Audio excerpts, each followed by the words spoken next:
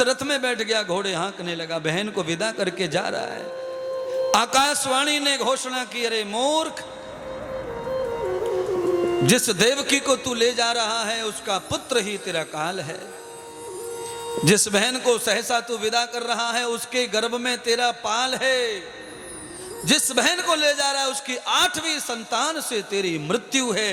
कंस भयभीत हो गया सुनकर आकाशवाणी को, कान का हल्का था।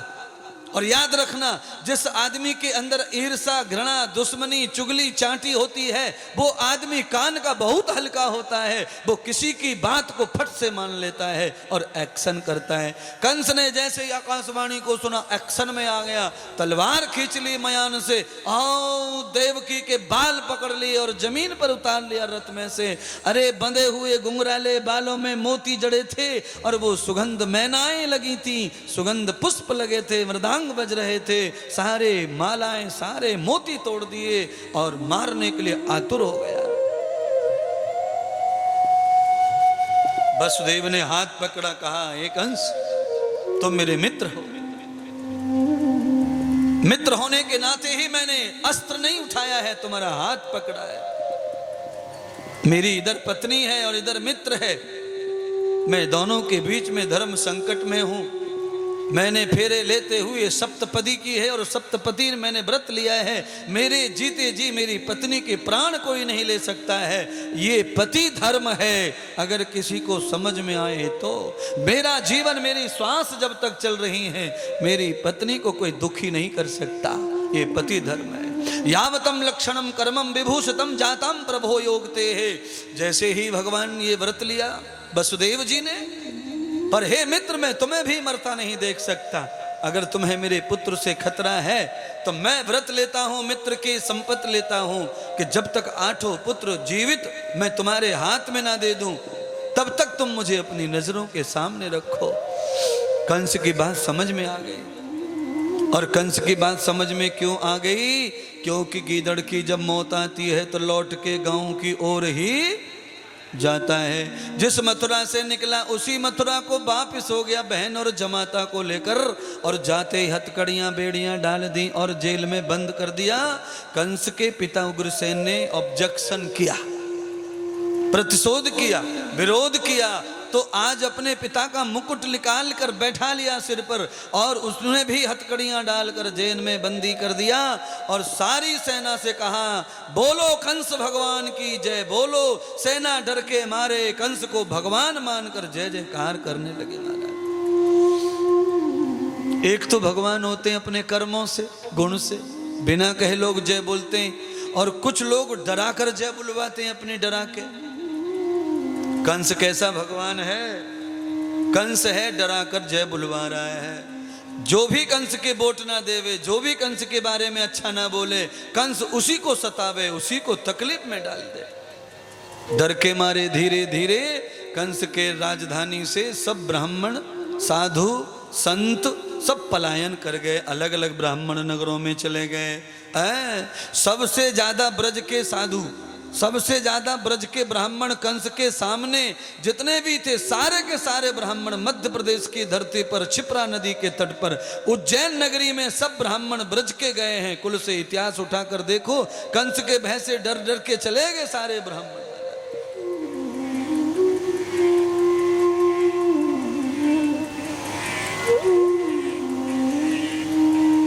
आज पहला पुत्र का जन्म हुआ, वसुदेव जी ले गए, कंस के हाथ में थमा दिया।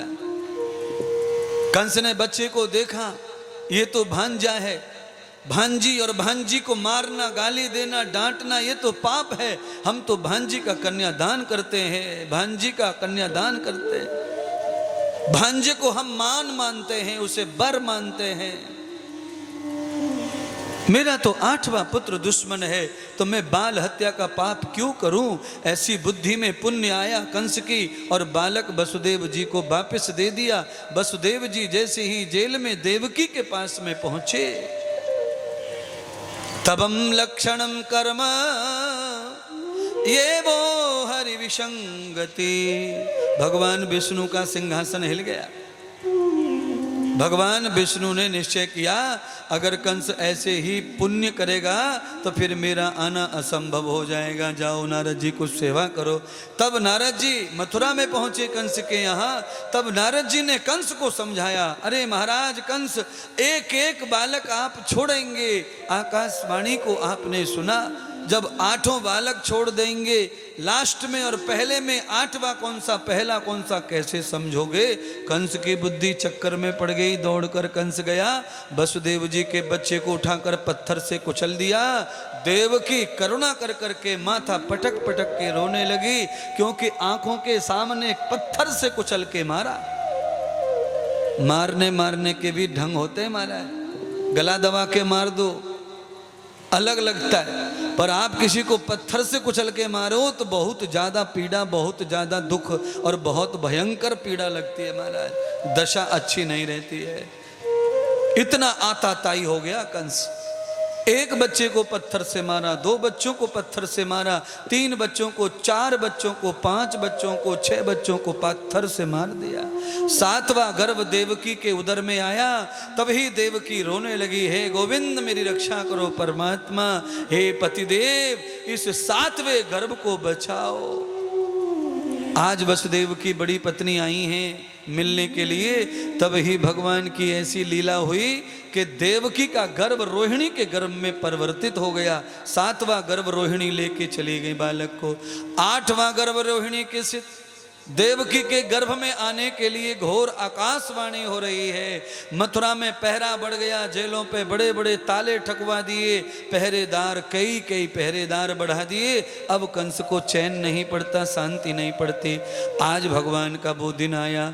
बलराम जी ने श्रावण महीने की शुक्ल पक्ष एकादशी को अवतार लिया।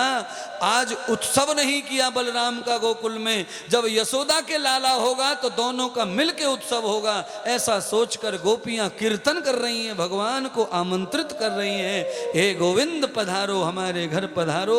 जैसे 11 दिन कीर्तन चलता रहा, 11वें दिन जैसे ही अष्टमी कृष्ण पक्ष की तिथि आई, रात के 12 बजे भगवान विष्णु ने वसुदेव को सपना दे दिया।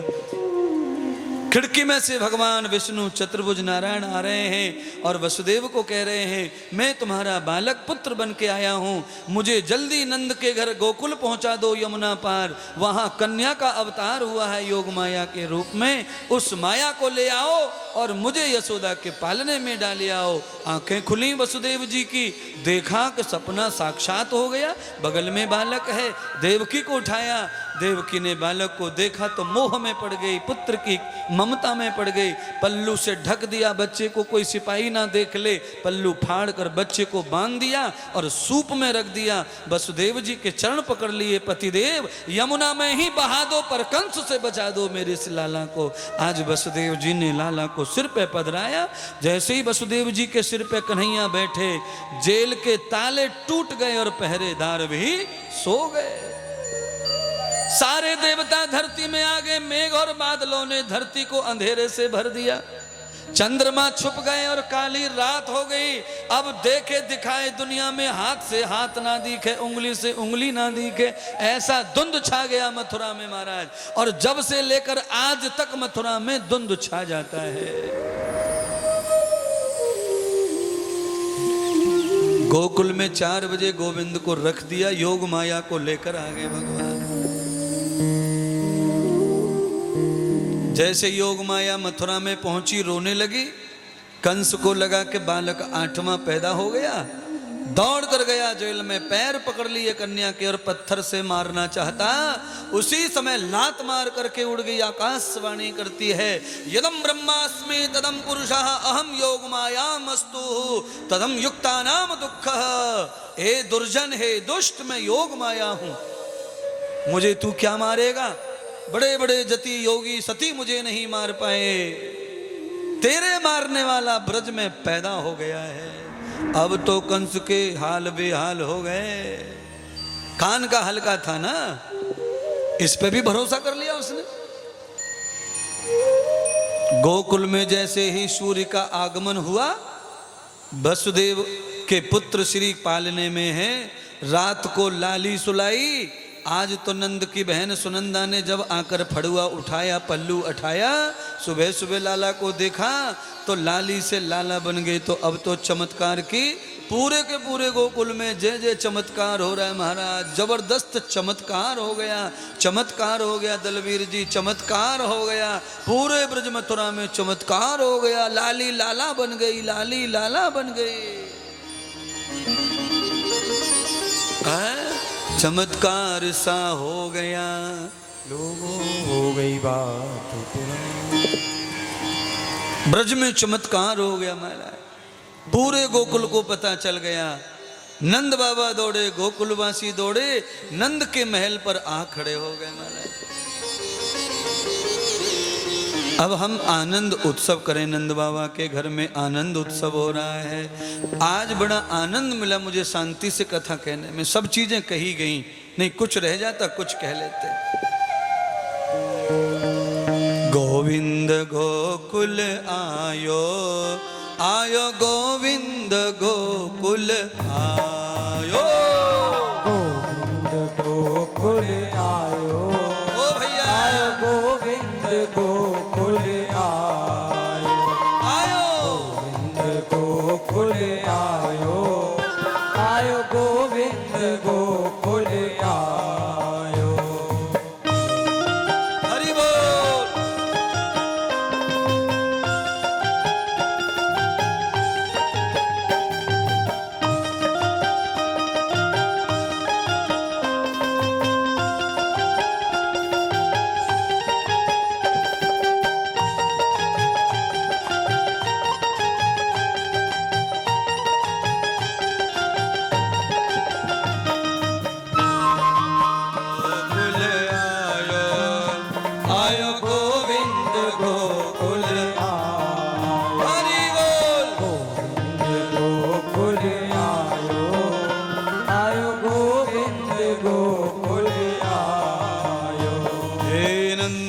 आनंद भय जय कन्हैया लाल की, नंद घर आनंद भय जय कन्हैया लाल की।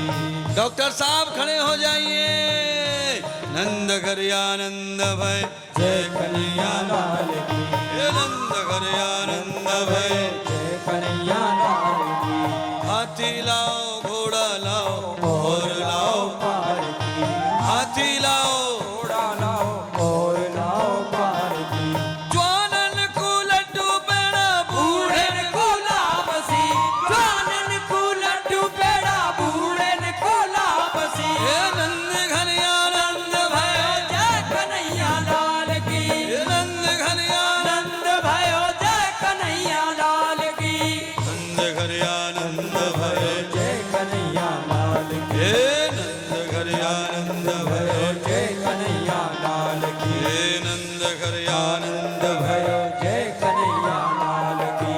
गोकुल में सुख मथुरा में दुख, गोकुल में सुख मथुरा में दुख, गोकुल में सुख मथुरा में दुख, गोकुल में सुख मथुरा में दुख। ही कंस का मुख कुमलायो, ओ कंस का मुख कुमलायो, ओ आयो गोविंद गोकुल आयो आयो गोविंद गोकुल आयो गोविंद गोकुल आयो, आयो गोविंद गोकुल आयो, आयो गोविंद गोकुल आयो, आयो गोविंद गोकुल आयो, आयो गोविंद गोकुल आयो, आयो गोविंद गोकुल आयो, गोविंद गोकुल आयो, आयो गोविंद गोकुल आयो, गोविंद गोकुल आयो, आयो गोविंद गोकुल आयो, आयो गोविंद गोकुल आयो, आयो गोविंद गोकुल आयो। बोलिए कृष्ण कन्हैया लाल की जय। बहुत बहुत सबको भगवान के जन्मदिन की बधाई। डॉक्टर साहब को बहुत बहुत बधाई। सब यजमानन को बधाई, ब्रजवासिन को बधाई, सब कथा के श्रोतन को बधाई, टीवी के दानी दाताओं को बधाई।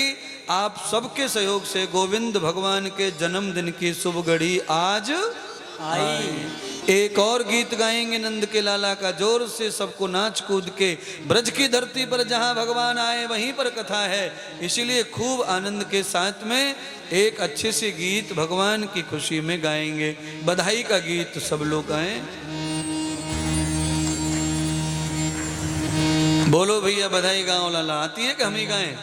यशोदा जायो ललेना में वेदन में सुने आई। यशोदा जायो हरि बोल। वेदन में सुने आई।